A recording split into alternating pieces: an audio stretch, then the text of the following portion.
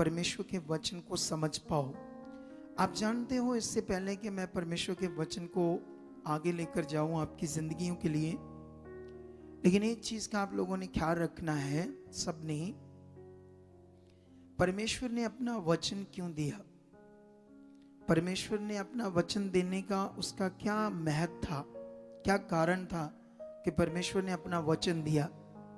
ये एक बड़ा विषय है, क्योंकि अगर जिसने हमें ये शरीर दिया, जिसने हमें ये सांस दी, या उसने हमें बनाया क्यों है, पृथ्वी पर पैदा क्यों किया है, तो इस दुनिया में बहुत सारे अलग अलग धर्म हैं, तो अलग अलग ज्ञान है मनुष्यों के पास।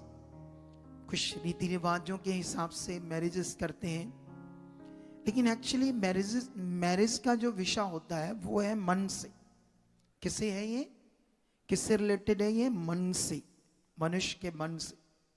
तो ये बड़ा जरूरी है समझना हमारे सबके लिए कि परमेश्वर ने मनुष्य को पृथ्वी के ऊपर पैदा किया, और पैदा करने के बाद फिर परमेश्वर ने, अगर आज दुनिया इतनी बढ़ गई है, शादियां हो रही है, संतानें पैदा हो रही है, तो पृथ्वी पर हम देख रहे हैं ना, ये सब दुनिया भाग दौड़ की जिंदगी में व्यस्त है, ऐसी जिंदगी लोगों की चल रही है।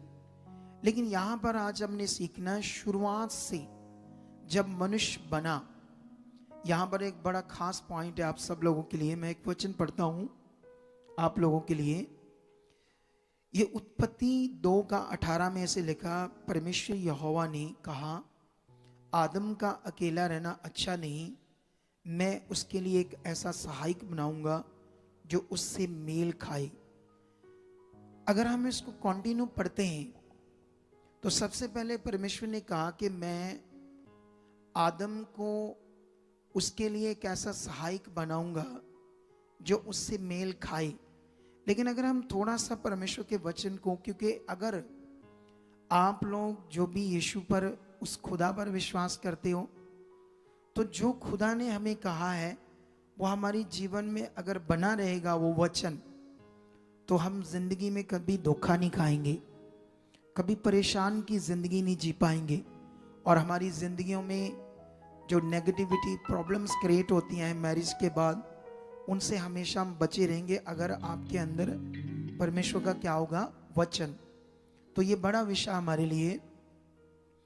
अगर मैं यहां से पढ़ूं तो ऐसे लिखा, और यहोवा परमेश्वर भूमि में से सब जाति के बनैले पशुओं और आकाश के सब भांति के पशुओं को रचकर आदम के पास ले आया कि देखें कि वह उनका क्या क्या नाम रखता है। और जिस जिस जीवित प्राणी का जो नाम आदम ने रखा वही उसका नाम हो गया। अब ये मैं क्यों पढ़ा? क्योंकि ये पढ़ने से आपको समझ आएगी। थोड़ा सा आगे चलते हैं। अतः आदम ने सब जाति के घरेलू पशुओं और आकाश के पक्षियों और सब जाति के बनैले पशुओं के नाम रखे, परंतु आदम के लिए कोई ऐसा सहायक ना मिला जो उससे मेल खा सके। अब ये बड़ा सीखने वाला पॉइंट है कि परमेश्वर ने जब दुनिया को रचा तो उसने सब पशु पक्षियों को जब बनाया तो सबका जोड़ा जोड़ा बनाया ना, नर और मादा करके, बाइबल में लिखा है। पूरी दुनिया में जितने भी पशु पक्षी जानवर हैं, सबका क्या है? जोड़ा जोड़ा। लेकिन ऐसा परमेश्वर ने क्यों किया कि आदम को अकेला बनाया? और बनाने के बाद वो कहता है कि उसका अच्छा नहीं अकेला रहना, मैं उसके लिए क्या बनाऊंगा? एक सहायक। जानते ये क्यों ऐसे वर्ड दिया परमेश्वर ने?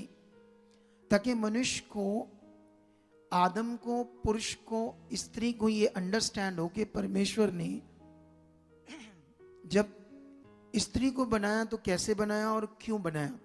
एक बड़ा विषय हमारे लिए।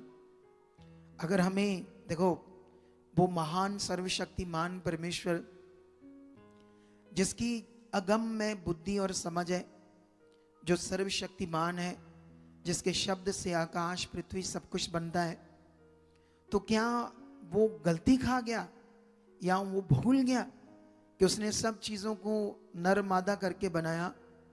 लेकिन जो आदम है जो मनुष्य है, उसके लिए अकेला उसको बनाया, मर्द को, पुरुष को, स्त्री को बनाया ही नहीं। तो क्या वो भूल गया? क्या ऐसा परमेश्वर था वो? नो। ये इसलिए था ताकि ये दुनिया जो है उनको समझ आए परमेश्वर का पवित्र वचन क्या है, ताकि वो लोग ये सीख कर अच्छे से परमेश्वर की इच्छा में चल सके। अगर वो उनके अंदर ये वचन बैठा रहेगा तो परमेश्वर का भय भी बना रहेगा।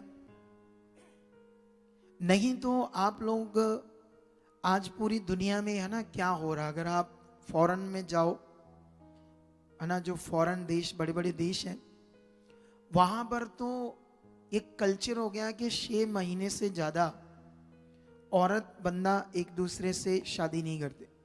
6 महीने बाद एक्सचेंज कर देते हैं, बदल देते हैं, साल बाद। ऐसी नेगेटिविटी, इतना गंदा जीवन उनका पृथ्वी के ऊपर चल रहा है। लेकिन ये इंडिया में भी स्टार्ट हो गया है, इंडिया में भी लॉ बन चुके हैं ऐसे। लेकिन याद रखना, वो मनुष्यों के लॉ है। जब नेगेटिविटी काम करती है तो ऐसे लॉ काम करते हैं। लेकिन परमेश्वर का लॉ, जिसने मनुष्यों को सांस दिया, लॉ किसने बनाया? वो मनुष्यों ने बनाया। लेकिन जो लॉ, कानून परमेश्वर ने, पवित्र कानून बनाया, वही मनुष्य के लिए जीवन है।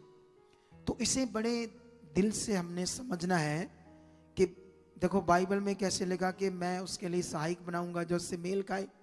लेकिन फिर उसने और थोड़ा सा पढ़ते हैं, 21 में लिखा, तब यहोवा परमेश्वर ने आदम को भारी नींद में डाल दिया, और जब मैं सो गया तब उसने उसकी एक पसली निकालकर उसकी जगह मांस भर दिया, और यहोवा परमेश्वर ने उस पसली को जो उसने आदम में से निकाली थी स्त्री बना दिया, और उसको आदम के पास ले आया। तब आदम ने कहा, अब ये मेरी हड्डियों में की हड्डी और मेरे मांस में का मांस है, इसलिए इसका नाम नारी होगा, क्योंकि ये नर में से निकाली गई है। हालेलुया। अब जब तुम साइंस पढ़ोगे, जब तुम एक्सरा करोगे, तो तुम्हारी जो पसलियां हैं, एक तरफ जितनी है, दूसरी तरफ हर एक जो पुरुष है उसकी एक कम होगी।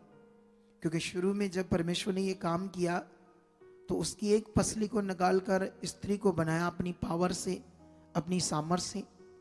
लेकिन यहां पर अब ये समझ आ रही है कि परमेश्वर जो दुनिया का मालिक है, जब वो अपनी सामर्थ्य से सब पशु पक्षियों के जोड़े बनाता है, तो ऐसे क्यों कर रहा है परमेश्वर? वो हमारे समझने के लिए, सीखने के लिए, ताकि जब तक पृथ्वी पर मनुष्य है ये वचन उनके लिए बना रहे, उनको ये समझ आए कि परमेश्वर जिसने मनुष्यों को, इंसानों को बनाया है, वो क्या चाहता है, उसने ऐसा ज्ञान क्यों दिया है।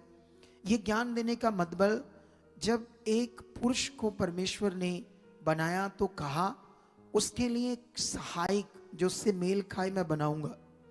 अब सहायक का मतलब बहुत बड़ा है, आप लोगों को ये समझना होगा।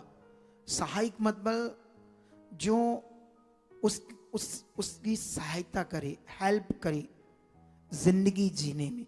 आमीन। कितनों को बात समझ आ रही? परमेश्वर की ये इच्छा थी कि जब पुरुष बनेगा तो मैं एक ऐसा उसके साथ मेल खाता सहायक बनाऊंगा। सहायक का मतलब ये होता है जो उसकी हेल्प, सहायता करे जिंदगी जीने में। कितनों को बात समझ आ रही? जिंदगी जीने में। आज क्या हो रहा है दुनिया में, है ना, जैसे एक पुरुष है, उसकी स्त्री है, तो कितना झगड़ा होता है दुनिया में, होता ही है नहीं? क्लेश रहती है पति पत्नी में, छोटी छोटी बातों में झगड़ा झगड़ा झगड़ा रहता है। ये सब झगड़ा होने के बहुत सारे कारण हैं।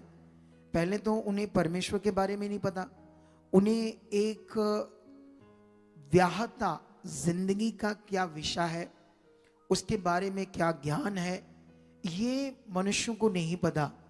क्योंकि आप जानते हो ना, जैसे हम दुनिया में किसी भी तरह के लॉ जो बनते हैं, जैसे अभी आप जब गाड़ी लेकर जाओगे तो वो रेड लाइट आ जाएगी, तो आप रेड लाइट में क्यों रुकते हो? क्योंकि आपके दिमाग में ये हमारी सरकार ने क्या बनाया है, कानून बनाया है कि जब रेड लाइट होगी तो उससे पार नहीं करना। अगर वहाँ पुलिस वाले खड़े हैं तो आपने पार किया, तो ये बात याद रख लो, आप लोगों ने क्या करना है, आप लोगों ने उस वक्त क्या करते हो, गाड़ी रोकते हैं या नहीं रोकते?